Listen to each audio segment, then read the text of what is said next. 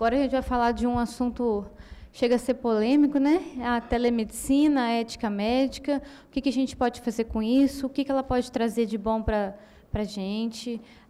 O doutor Renato traz os aplicativos, a inteligência artificial, como nosso aliado na codificação, no acompanhamento do paciente, o que isso implica como ético, né? Como que pode ajudar. Então, nós vamos ouvir o Dr. José Mauro, médico pela UFMG, especialista em clínica médica pela FEMIG, psiquiatra pelo HC, pós-graduado em geriatria pela Faculdade de Ciências Médicas de Minas Gerais, CEO da Clínica Shelter, supervisor-chefe do serviço de fellowship médico em psiquiatria e terapia cognitivo-comportamental na Shelter Psiquiatria e Psicologia, e um dos profissionais responsáveis por a gente montar isso, que ele é responsável pela minha formação. Então, é uma grande honra estar aqui, apresentar essa palestra sobre telemedicina. Acho que é um orgulho de estar aqui. A Thaís é um orgulho para mim, tenho orgulho dela, ela foi um fellow nosso lá na nossa clínica, brilhante, né? E está aqui o produto dela, né? Que é essa palestra aqui, esse simpósio. Eu fico assim, um pouco desconcertado, né, depois de uma palestra brilhante do Dr. Renato, apresentar a minha experiência aqui, que com certeza não tem um número de casos tão grande quanto o dele, né, que ele trata ali, né, de ser um médico renomado, aí, ele também é auditor e trata de pacientes, de hospitais, né, que é um nível acima. Mas aqui nós vamos ver um pouco, e eu acho que vai ser importante para cada um de vocês, eu acho que deve ter a maioria de médicos aqui, então a gente vai ver mais no dia a dia mesmo, o que a gente pode fazer, o que a telemedicina vai impactar, e vai impactar todos nós. Não tem como, eu acho que médio prazo, 5, 10 anos, todos nós vamos estar imersos nessa telemedicina, se é que já não estamos, ok? Deixa eu pegar aqui.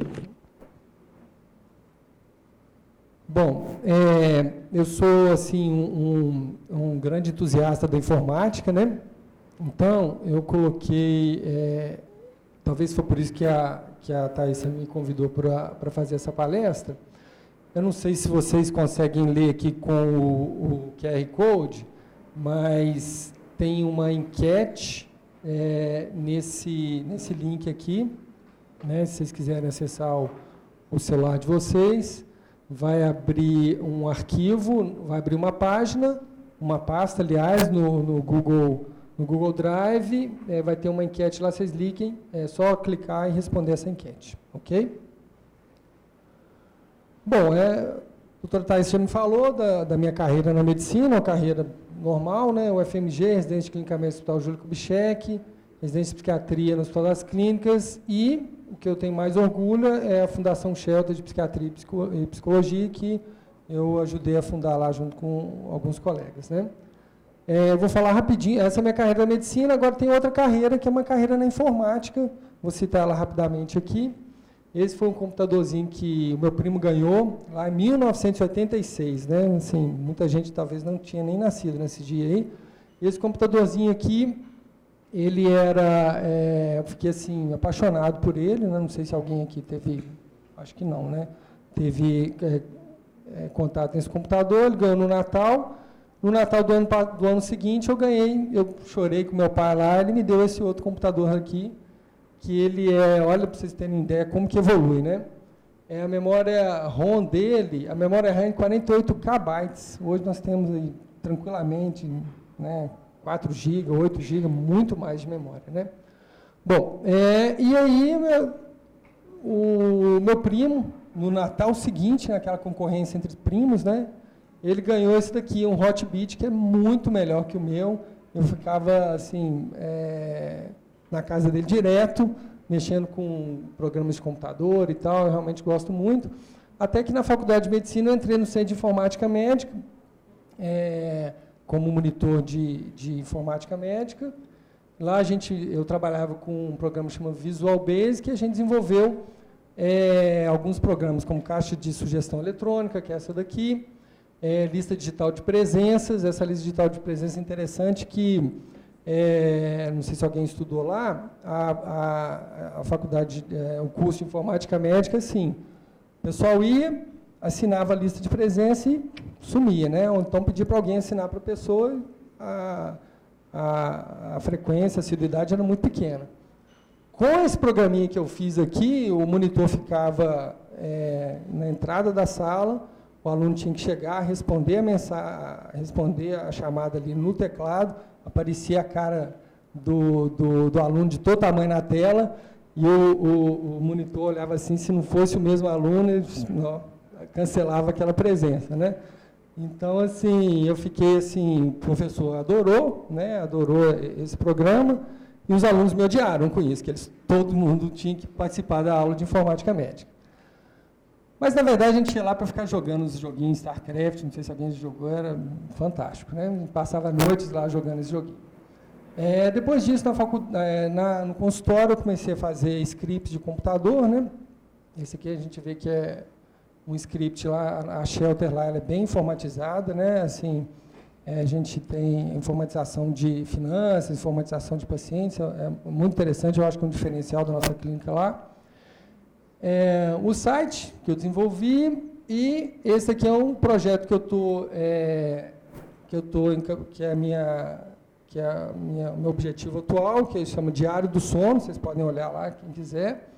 O Diário do Sono, eu quero que seja, no futuro, uma grande plataforma de entrega de terapia online contra a insônia para todos, no Brasil inteiro, né? Eu acho que por isso que talvez a Thais tenha me convidado também, porque eu sou grande entusiasta da telemedicina, né? Quem quiser acessar lá, pode acessar.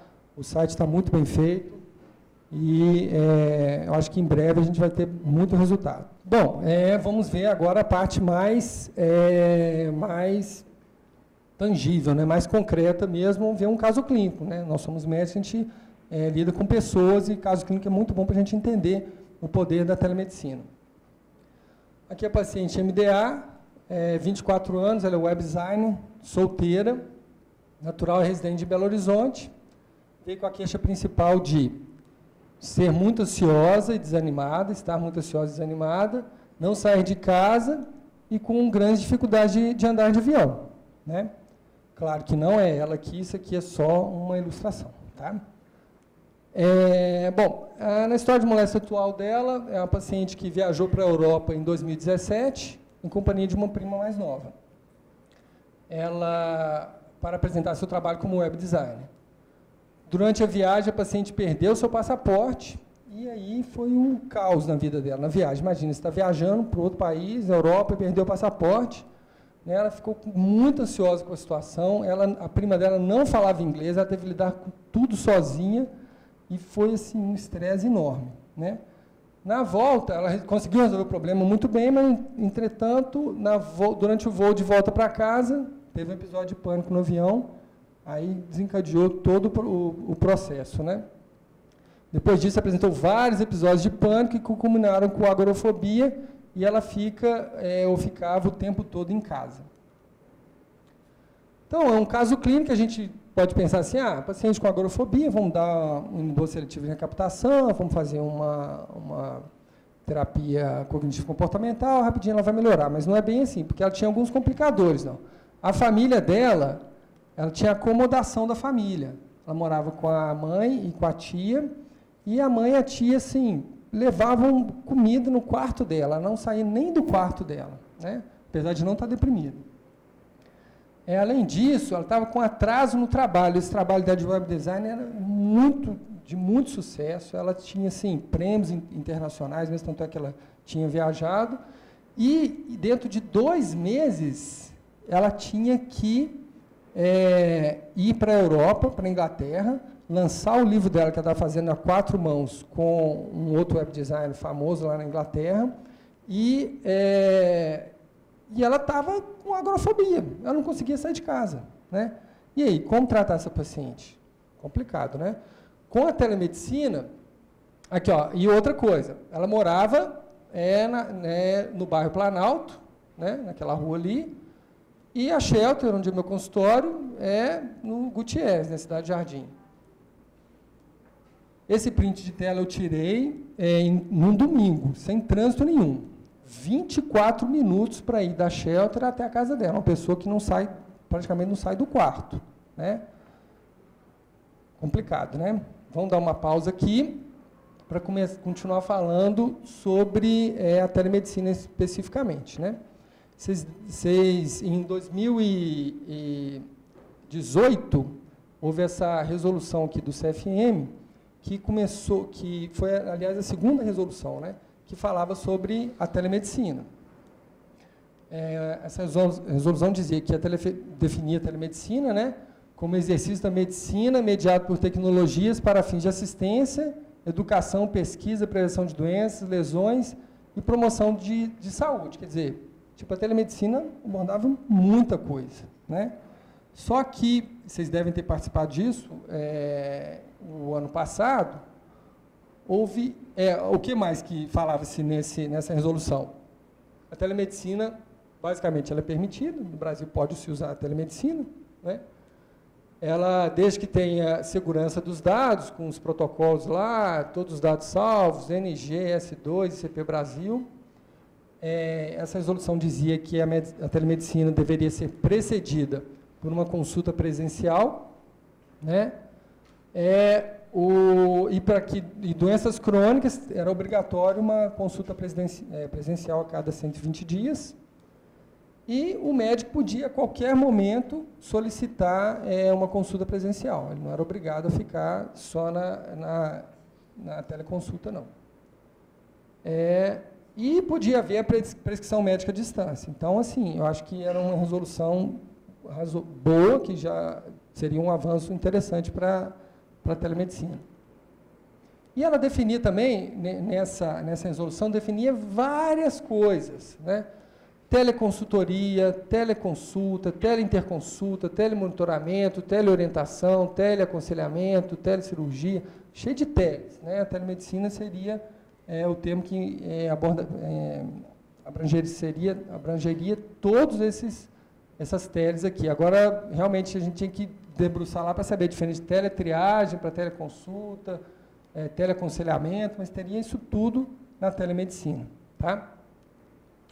Só que aí, vocês provavelmente receberam e-mails como memes e mensagens como essa no WhatsApp e tudo mais.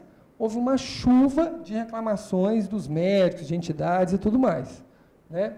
Olha como eu recebi no grupo de psiquiatras aqui de Minas Gerais, falando que a telemedicina seria um golpe de misericórdia na medicina, que os médicos seriam meros trabalhadores braçais nessa engrenagem e que haveria fechamento de 78% dos consultórios particulares, né? Não haverá nenhum profissional especialista ou não que não sentirá a onda destrutiva da proliferação médica, né? Então, mais sobre a telemedicina aqui, ó. Os riscos são imensos. O médico ficará entre a espada e a caldeira. Se recusar a ser o telepalhaço, será demitido. Se aceitar ser o telepalhaço, será processado por qualquer situação com potencial agravante. E pediu a revogação da resolução 2227, né? Então, assim, quem recebeu isso aí, vocês devem ter recebido, né? Quem fez e repassou e tal, eu acho que é uma pessoa que talvez não tenha um conhecimento do que seja realmente a telemedicina, de como nós estamos imersos num mundo em constante transformação, que, assim, as mudanças são inevitáveis e que a gente tem que se adaptar e ver as vantagens, que são muitas mesmo na telemedicina, tá? O CFM cedeu e fez a resolução 2228, né, pouquinho depois, em março, né, outra foi em dezembro, assim, em março, né, 4 meses depois, revogou a resolução antiga e as razões foram essas mesmo, ó, considerando o alto número de propostas encaminhadas pelos médicos brasileiros, quer dizer, considerando tanto de reclamação que a gente recebeu aqui, considerando que as entidades médicas também solicitaram a revogação, foi revogada essa resolução, né? Um retrocesso. Bom, daí eu quero discutir um pouco com vocês, e, aliás, quem quiser pode interromper a hora que for, eu gosto de ser interrompido, a gente conversar, é legal. Eu quero discutir com vocês um conceito de riqueza, né? A gente fica sempre ligando riqueza, dinheiro e tal, bens, mas, na verdade, uma definição que eu já ouvi sobre riqueza, que eu achei muito interessante, que eu penso muito sobre ela, é isso aqui, ó. Riqueza é a capacidade de você gerar conforto e possibilidade. Para mim, é uma definição fantástica de riqueza. E a introdução de novos instrumentos, de novas ferramentas nos processos aí, elas, a gente já sabe, né, já conhece isso bem, ela é comum, na história a gente já viu isso milhares de vezes, né? Então, por exemplo, está ali o produtor rural, com a sua enxada, né, o balde, ele consegue produzir, pus aqui 3 maçãs. Se for introduzido um instrumento novo para ele, como, por exemplo, um trator, ele vai produzir muito mais maçãs, é isso? Com a introdução, então, do trator, houve riqueza? O que vocês acham? Houve conforto? Sim, tá lá o produtor rural, né, trabalhando lá, suando, debaixo do sol, ralando lá e tal, para produzir 3 maçãs. Ele no trator faz muito mais rápido, né? E houve possibilidade? Sim, ele vai ter muito mais possibilidade, vai poder ter o tempo extra para ele fazer o que ele quiser, para ele investir em outra área, para ele ter lazer e tudo mais. Então, houve riqueza. Então, a introdução dessa ferramenta aqui no trator gerou riqueza para ele. Por exemplo, um ferreiro. Outro exemplo, um ferreiro. Produz 3 facas, meia boca ali, de qualidade razoável, né? Quando ele está numa indústria, numa fábrica, a produtividade dele será capaz de gerar muito mais facas e de qualidade muito melhor do que ele gerava sozinho, né? E aí, de novo, esse ferreiro, né, virou um operário. Na indústria, gerou riqueza? Houve conforto? Sim, ele já não está com aquele, tendo que aprender a mexer com um monte de equipamento, ele não está com aquela jornada de trabalho, a pessoa quando está produzindo para si própria, às vezes ela nem olha, dá 12 horas por dia, trabalha muito mais, né? Houve possibilidades também, né? Ele tem a possibilidade de ter férias, que às vezes ele não teria, de ter o descanso semanal e tudo mais. Então, houve riqueza? Houve, né? Por mais que a gente, né, na cabeça da gente, a gente tem muito isso da Revolução Industrial, do operário ficar horas lá, trabalhando, a criancinha trabalhando na indústria e tal, mas hoje em dia, do jeito que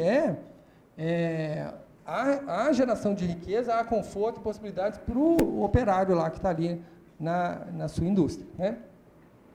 E para nós, médicos, o que vocês acham? Está lá o médico, ele com o consultório dele, com a secretária dele, lá ele consegue atender, está lá, 3 pacientes. E com a telemedicina, o que vocês acham que vai acontecer? Você acha que com a telemedicina o médico vai ter mais, vai entregar mais valor, vai dar mais satisfação para o paciente, vai ser uma melhor qualidade? Ou o médico vai só atender muito mais pacientes sem mais qualidade? Né? É uma questão para a gente pensar aí.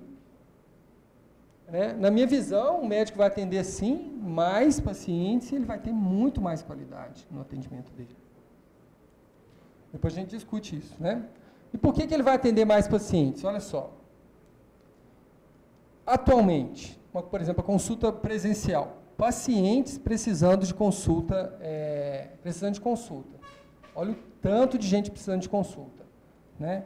E não são para coisas graves, não. Né? Uma coceira no olho, uma mancha na pele, uma irritabilidade, sei lá, né? Uma gripe, resfriado. Né?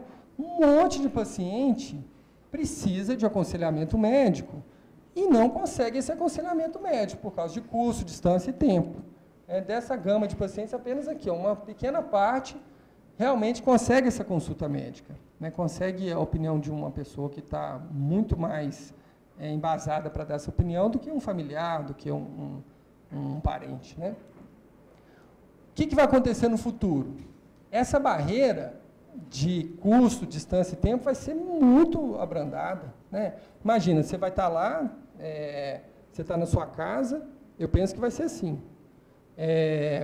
Aí você fala assim, eu acho que eu vou atender agora. Aí você vai, senta no computador ali, vai estar lá aquele tanto de paciente, algum paciente vai aparecer, vai querer consultar, vai estar na fila lá para consultar, você vai consultar ele, ou melhor, é até difícil falar consultar, né? Porque tem especialidades que, assim, é mais complicado você falar consultar, mas você vai fazer tipo uma teletriagem naquele paciente, né? Vai responder essas dúvidas aí essas dúvidas tranquilas de infecção de vias aéreas, diarreia, não sei o quê, com qualidade, porque você é médico, com tudo registrado lá no computador, né? O paciente vai ter uma opinião correta, não vai ser opinião de parentes, de amigos, né? O médico vai poder detectar, ele tem muito mais capacidade de detectar um sintoma grave, né? E aí a qualidade vai melhorar demais para o paciente, né? Porque vai ter custo, tempo e distância. Então, vai ser bom para o médico também, para poder atender de casa, né? Então, mais pessoas efetivamente vão receber as consultas. Então, vai ter, o médico vai atender mais, mas sempre vai ter muito paciente para a gente. Eu acho que não tem problema isso.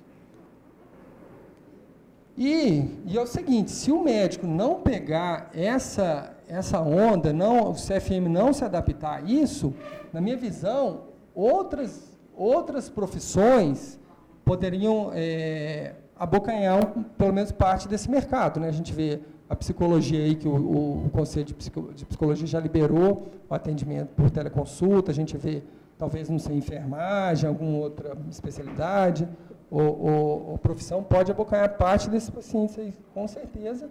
Isso sem falar que a internet não tem como colocar barreiras nisso, pode claramente médicos lá dos Estados Unidos, né, que falam portunhol lá, começar a atender pacientes do Brasil, médicos da Argentina e Uruguai podem começar a atender pacientes no Brasil, médicos de outros países que falam português, até de Portugal mesmo, podem começar a atender pacientes do Brasil. Então, o CFM, na minha visão, deveria se adaptar a isso mais rapidamente, né? Por quê? Porque a telemedicina já está aí, não tem como, é incontrolável, assim, já está aí, né? Em outros países a gente vê vários artigos falando sobre isso, né? Então, aqui é a telemedicina na cirurgia, né? Esse artigo aqui fala de como o médico, o cirurgião mais experiente, pode auxiliar um cirurgião que está numa zona rural e aí auxiliar numa cirurgia, dando muito mais qualidade para o paciente, para o cirurgião do interior, né? Aqui a gente vê que na hepatologia, a telemedicina ajuda demais pacientes com cirrose, né, através de parâmetros, através de monitoramento da evolução do paciente. Aqui na ginecologia obstetrícia, por exemplo, lá nos Estados Unidos é permitido o aborto, né?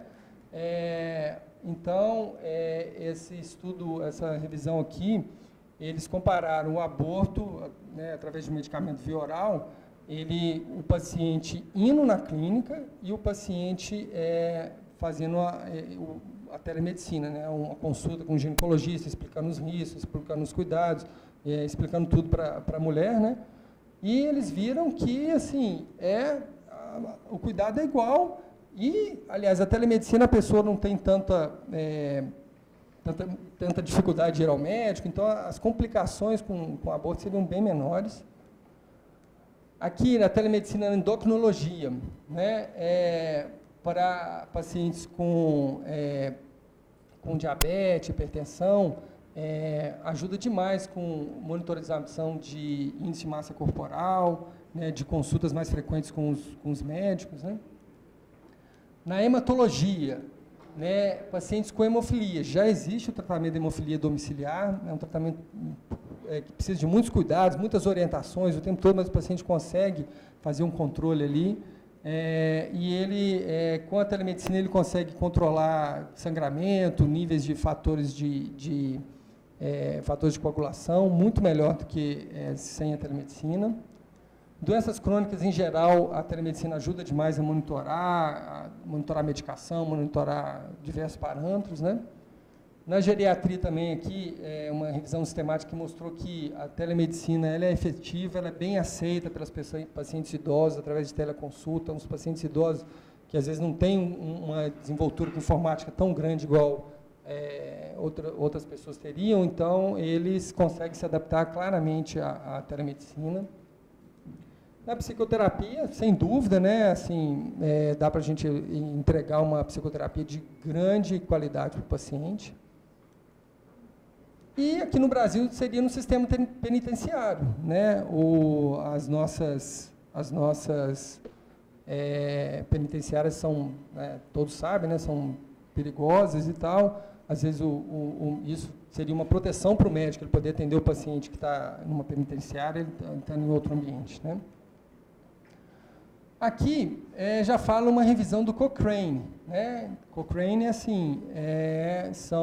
uma instituição sem fins lucrativos que ela é assim bastante isenta, ela tenta chegar realmente à conclusão verdadeira mesmo, sem viés, né? E as conclusões dela são bastante rigorosas, né?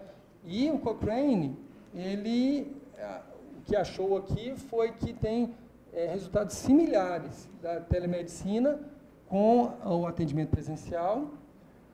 E aqui no controle, isso aqui é importante, a Cochrane é muito rigorosa. Para ela dizer que o controle da glicose em pacientes com telemedicina foi melhor do que no presencial, para mim é porque foi muito, muito melhor. Então, a conclusão do autor lá do Cochrane, que tem um potencial de ser uma ferramenta efetiva para entregar cuidados médicos para pessoas com condições crônicas à distância, melhorando o acesso ao cuidado de saúde, né? Mas isso aí vai acontecer, o médico vai virar tipo um robozinho, ele vai ficar robotizado? O que vocês acham? Aqui é um algoritmo Allegro, que é um algoritmo de mudança de comportamento, né? Ele começa assim, é um algoritmo simples, parece complexo, mas é bem simples. Você acha que você vai tentar, ele serve para qualquer mudança de comportamento, né? Você acha que você vai tentar fazer exercício físico, você acha que você vai tentar emagrecer, fazer uma dieta, você acha que vai tentar dormir melhor, não sei o quê? Você pensa, você vai tentar fazer isso? Se a pessoa responder um não. Aí a gente classifica ela como na fase de pré-contemplação, quer dizer, não adianta a gente tentar, por exemplo, o paciente está querendo parar de fumar, está nessa fase de pré-contemplação, não adianta você chegar e falar assim, deixa eu te dar um bupropiona aqui, vamos tomar um adesivo de nicotina, não adianta. Antes, se ele está nessa fase, você tem que dar artigos, ferramentas, explicar o risco que ele pode não mudar aquele comportamento, né? E aí, vocês acham que um computador vai conseguir detectar? Talvez consiga detectar, mas vai conseguir fazer o paciente, em cada uma desses estágios aqui, mudar o comportamento dele? Uma máquina? Consegue mudar o comportamento de alguém? Comprei uma câmera recentemente. Vocês podem uma câmera fotográfica, né? Vocês sabem, não sei, todo mundo praticamente deve comprar aqui medicamento pela internet. Produtos pela internet. Todos os sites que eu vi tem lá revisão de pessoas, revisão do produto. Gostei bastante, excelente, não sei o quê. O ser humano precisa disso. A gente precisa de interação, né? Não é à toa que todo site que você for está lá, revisão de alguém. Pode até ter sido feito por um computador ou uma coisa fake, mas está lá. A gente olha isso daqui, né? Depois, na hora de compra, o que eu fui? Fui lá no YouTube ver a revisão lá de uma pessoa sobre a câmera, né? A gente olha para a pessoa, vê o que ela diz, sente o que ela está falando ali para você tomar uma decisão, né?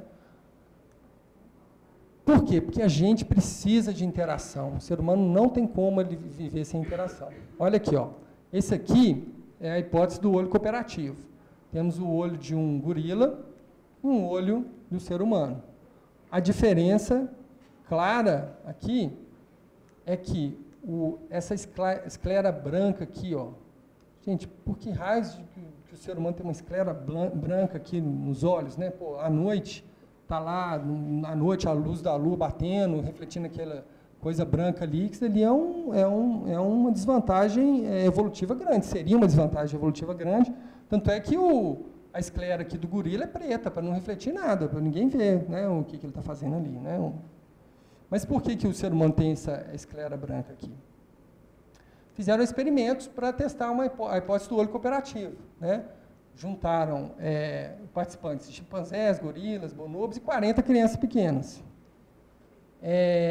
O que o cientista fazia? Ele ficava de olho fechado, virava a cabeça para o teto e observava a reação do participante, né?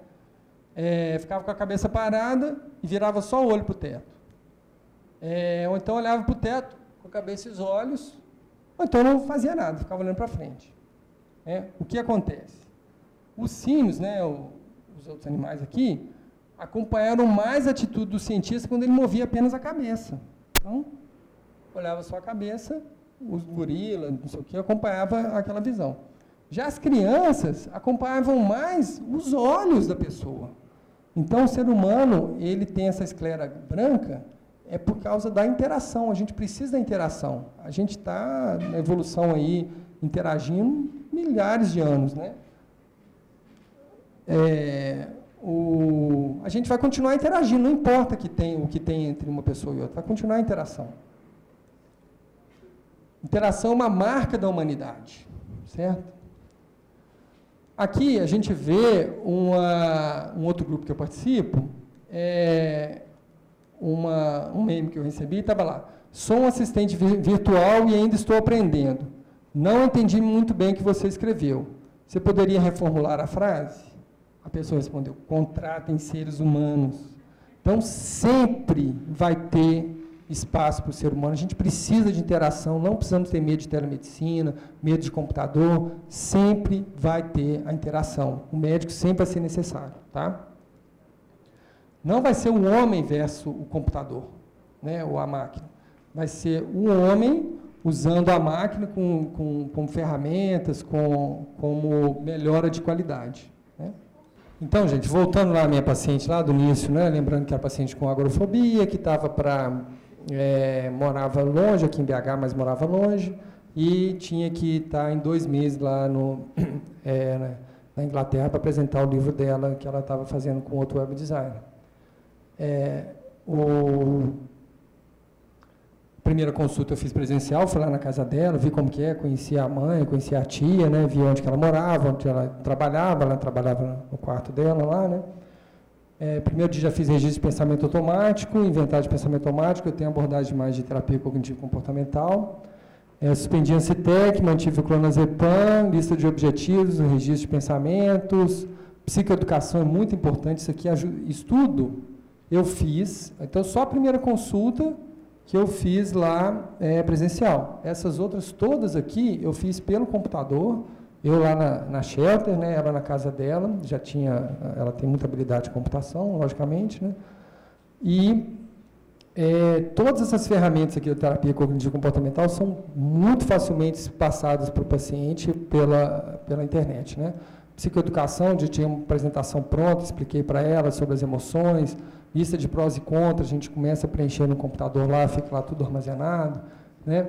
A consulta seguinte, mais fundamentos da terapia cognitivo-comportamental, monitorização do humor, que é fantástica para ser entregue pelo WhatsApp, dá para fazer isso facilmente, registro de pensamentos dá para fazer facilmente pelo WhatsApp também, inventários, mais psicoeducação, aqui, ó, já deu vários dias aqui, lista de prós e contras da viagem dela, ir ou não ir, ela estava pensando até em desistir da viagem, né? Depois, interessante foi essas sessões aqui, a hierarquia de exposições, ela dei de tarefa de casa para ela ir até a padaria, ela estava no quarto dela, não saía para nada, tarefa de casa ela ir para a padaria, né? Na sessão seguinte ela falou que não conseguiu ir para a padaria, que era assim, tipo, do lado assim, da casa dela, né? A gente fez umas técnicas de terapia, técnicas acalme-se, eu iniciei a vortioxetina para ela, mais psicoeducação. E na sessão seguinte, eu vi que ela não conseguia padaria. Eu falei assim, então vamos treinar aqui durante a sessão mesmo e ir até o portão de casa. Achei muito interessante essa sessão aqui, porque eu estava lá, né, bem distante dela, né, meia hora de distância, e falava assim, olha, então tá, estou aqui do seu lado, mentira, tá do outro lado da cidade, eu estou aqui do seu lado, eu quero que você vá até o portão lá e volte. Ah, doutor, não sei se eu consigo, não, vai lá, estou aqui com você, vai lá, estamos juntos. Aí ela ia, eu via ela saindo do quarto, né, ficava lá um pouquinho, aí voltava, toda ansiosa, aí tá lá, vamos fazer técnica, vamos fazer acalme-se, vamos lá, o que você está sentindo, como que você está e tal. Aí depois evoluiu, eu fiz mais desse tipo de exercício, que é um exercício de sensibilização. E outra parte interessante da terapia, ela é uma paciente jovem, né, sem risco nenhum, já tinha visitado ela, é a exposição interoceptiva, né? Então, o paciente estava lá na casa dela, no quarto dela, eu na shelter, comecei a hiperventilar, e falar, respira fundo aí comigo, vamos lá, junto, nós dois, vamos embora, respirando, 10 vezes, aí o paciente respirando, já sente aquela tonteira, aquele mal-estar, e aí, como que você está? Tô tonta, pois é, isso aí é mais ou menos o que você sente quando você tem ataque de pânico, é mais ou menos isso, pois é, então, se isso acontecer, o que você pode fazer? Aí eu ensinava as técnicas de respiração para ela, isso tudo pelo computador, tá? E ela longe. Fizemos um cartão lembrete, né, para ela ter... O cartão lembrete, na verdade, é tipo um WhatsApp lembrete, né, que a pessoa preenche, fica no WhatsApp ali, se ela está numa situação ansiogênica, né, ela lê aquilo ali e se tranquiliza bastante. É uma técnica de grande impacto na terapia, né? Fiz mais técnica de hiperventilação, técnica de a pessoa olhar para o teto e rodar, ela fica tonta. Isso ela lá, bem longe de mim, né? Mais hierarquia de exposição aqui, eu pedi para ela ir até a esquina, ir um pouquinho mais longe, hiperventilação, aumentei a vortioxetina, lista de pensamentos, e alguns dias depois foi para a Inglaterra, né? Eu considerei assim uma paciente que foi um grande sucesso o tratamento dela. Aqui é onde ela se apresentou, né? Ela mandou a foto para mim da sala de reunião onde ela se apresentou. Ela teve uma lista de um momento com outros autores lá, num castelo, ela falou que tinha príncipes, marqueses lá, ela ficou super feliz, né? E aqui a foto dela com o autor dela, né, que fez o autor a 4 mãos, né, o livro de web design, e mais esse aqui é um youtuber famoso lá na Inglaterra. Então, assim, foi um grande sucesso esse tratamento. Sabe? Então, era isso que eu queria falar para vocês. Dúvidas, por favor, vamos conversar aqui um pouquinho.